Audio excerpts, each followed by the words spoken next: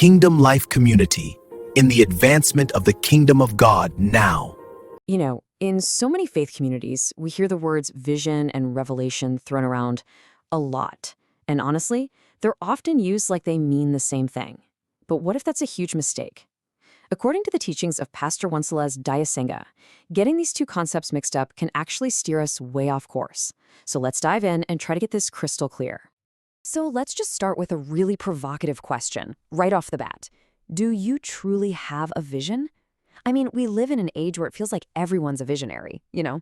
Everyone has a groundbreaking new plan. But this question, it forces us to pump the brakes and really think about what we're chasing. And that's more important now than ever. To even begin to answer that, we've got to be on the same page with our definitions. So let's start with the big one, vision. We need a really solid foundational definition to build on, because without it, we're just going to keep getting tangled up. Okay, so according to this teaching, a true vision is so much more than just a really good idea. Think of it like a divine blueprint. It's a complete, independent plan that did not start in a human heart. And this part is key. It's not an improvement on something that already exists. It is an entirely new path. It's not about making a better version of something. It's about receiving something totally original. And it gets even more specific. A true vision isn't some vague, fuzzy feeling. No, it has a definite beginning. It has a clearly defined end. It even tells you what the rewards will be. It's a complete package deal, a self-contained journey from A to Z that no one has ever walked before. And this is a really big deal to get right. Being popular doesn't mean you have a vision. Having a huge ministry, or a lot of money, or even being officially recognized by the government, none of that automatically means you're operating in a true vision. Those are all just things on the outside. A vision is a foundational, divine reality on the inside. All right, so if that's a vision, then what on earth is a revelation? Well, this is where it gets practical.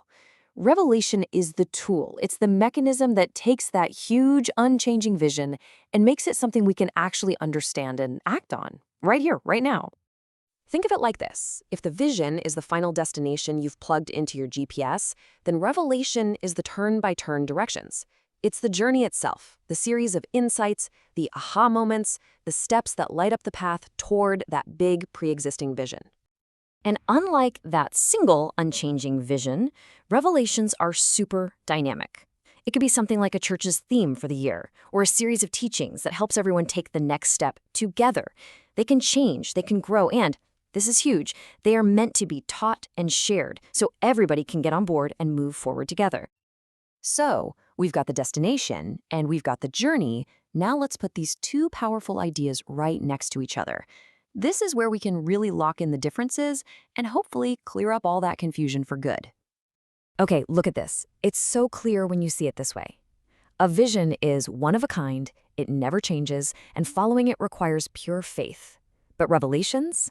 There can be many of them, they evolve over time, and they need to be taught so they can be understood. One is the destination, the what. The other is the journey, the how.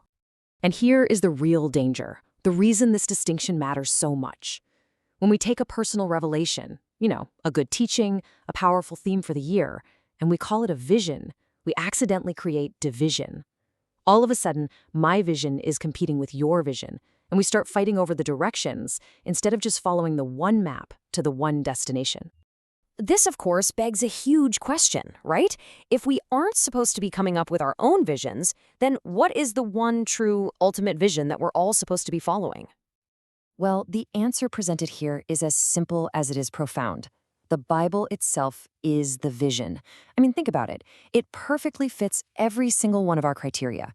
It establishes the absolute beginning of everything. It clearly defines the end of all things, and it absolutely specifies the eternal rewards. It's the complete divine blueprint we've been talking about. Just let that sink in for a second. The Bible itself is our vision. There is no other vision. That one sentence just changes everything. It means our goal isn't to invent something new and exciting, but to find our place and align ourselves with the eternal plan that has already been laid out for us. And that leads us to this really humbling but also incredibly freeing statement. You are not a visionary, and you do not have a vision. Now, I know that might sting a little at first, but it's actually meant to take this immense pressure off our shoulders, the pressure to somehow invent a divine purpose for ourselves from scratch. So, If we're not the visionaries, then what are we? What's our role in this whole grand story? Well, the answer is actually really powerful, and it brings so much clarity. Our role is a calling. See, we're not the architects designing the skyscraper. We're the skilled workers who've been called in to help build it. Our whole purpose is to find our specific job, our unique calling, within that master plan, not to go off and try to draw up a new one.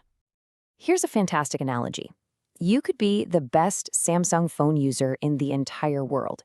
You could know every feature, every shortcut, every single trick. But that doesn't make you the visionary who created Samsung, right?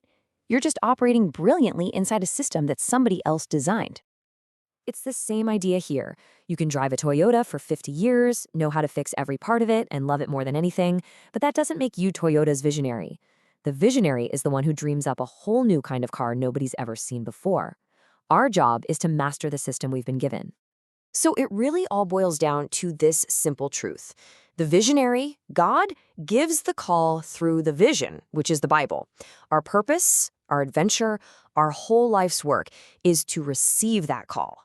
One gives, the other receives. It's actually a beautiful partnership. And that brings everything right back to you. The question to ask yourself isn't what is my vision? The real question, the one that can unlock your true purpose inside God's incredible, unchanging plan, is this: what is your calling?